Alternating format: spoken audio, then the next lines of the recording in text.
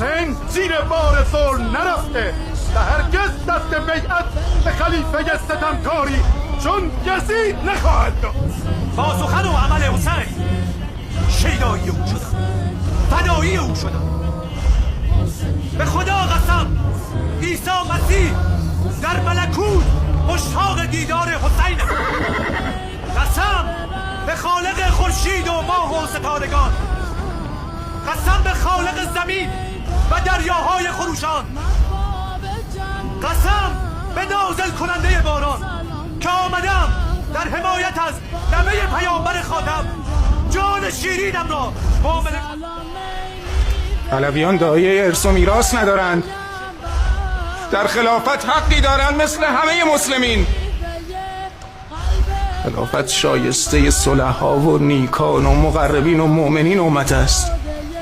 به خدا قسم علی و اولادش مقربترین و با تقواترین مردمان امتند. این سخن من نیست.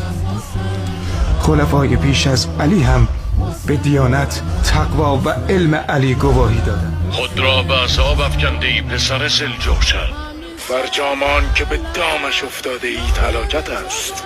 خاموش ای شیپور نفرت، ما عمود خیمه خاندان پیامبر را رها کنیم و به دامان ستمپیشگان پناه بریم؟